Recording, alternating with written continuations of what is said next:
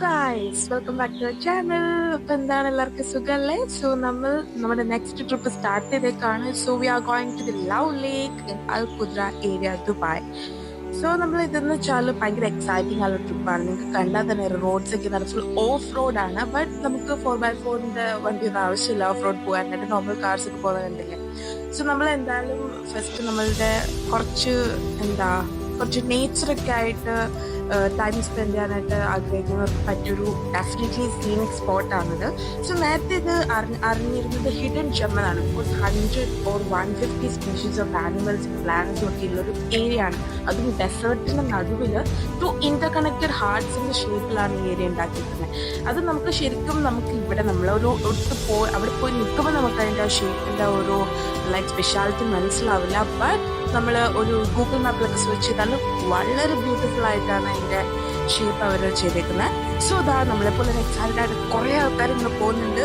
അതുപോലെ തന്നെ സ്കൈ ഒക്കെ കണ്ടില്ലേ, നമുക്ക് എല്ലാ സെറ്റ് ആയതുപോലെ വെതറും എല്ലാം അടിപൊളി ആയിട്ടുണ്ട്. ആൻഡ് ഓക്കെ നമ്മൾ എത്തി. And this is the sign board. ഈ സൈൻ ബോർഡിൽ നമുക്ക് കുറേ ഇൻസ്ട്രക്ഷൻസ് തന്നിട്ടുണ്ട്, what to do what not to do. And also നമ്മളുടെ കുറേ ഉള്ള സ്പോട്സ് അവർ മെൻഷൻ ചെയ്തിട്ടുണ്ട്. സോ നമ്മൾ അതൊക്കെ പറഞ്ഞിട്ടുണ്ട്. അതായത് നമ്മൾ അവിടെ ഇത് മെയിൻലി ഇത് ആർട്ടിഫിഷ്യൽ ലേക്കാണ്. ഡെസേർട്ടിന്റെ നടുവിൽ അവർ ചെയ്തിരിക്കുന്ന ആർട്ടിഫിഷ്യൽ ലേക്കാണ്. സോ നമ്മളുടെ നാട്ടിൽ നമ്മൾ ചെയ്യുന്ന പോലെ നമ്മൾ ഇതിനെ പൊല്യൂട്ടഡ് ആക്കാൻ ഇവിടുത്തെ ഗവൺമെന്റ് സമ്മതിക്കൂല. അപ്പൊ അതല്ല അടിപൊളി ഫൈൻ അടിച്ചു വരും നമ്മൾ എന്തെങ്കിലും ചെയ്താൽ. സോ അതൊക്കെയാണ് അവർ പറഞ്ഞിരിക്കുന്നത്. കണ്ടില്ലേ, ഫുൾ ഫാമിലീസ് ആണ്. അതുപോലെ തന്നെ ഫ്രണ്ട്സ്, വീക്കെൻഡ്സ് എൻജോയ് ചെയ്യാൻ വരുന്ന ഫ്രണ്ട്സ്, അങ്ങനെ അതുപോലെ തന്നെ ഓരോരോ കഫേസ് ഉണ്ട് നമുക്ക് ഫുഡൊക്കെ കഴിക്കാനുള്ള. സോ ഞങ്ങളിങ്ങനെ പാർക്കിംഗ് തപ്പി നടക്കാണ്. And yes, so this is the Al Qudra lake or known as love lake. So ഇവിടുത്തെ മെയിൻ സ്പെഷ്യാലിറ്റി എന്ന് വെച്ചാൽ ഞാനൊക്കെ ഫ്ലമിംഗോസിനെ നാട്ടിൽ വെച്ചിട്ട് മറ്റേ ഫോട്ടോയിലൊക്കെ കണ്ടിട്ടുള്ളൂ. ആൻഡ് ഹിയർ കണ്ടില്ലേ, എല്ലാ അടിപൊളി വ്യൂ ആണല്ലേ. സോ ഇവിടെ നമുക്ക് ഫ്ലമിംഗോസിനെ കാണാൻ പറ്റും. സോ നമ്മളതൊക്കെ എൻജോയ് ചെയ്യാൻ സത്യം പറഞ്ഞ മൈൻഡ് മൈൻഡ് നന്നായിട്ട് റിലാക്സ്ഡ് ആയി.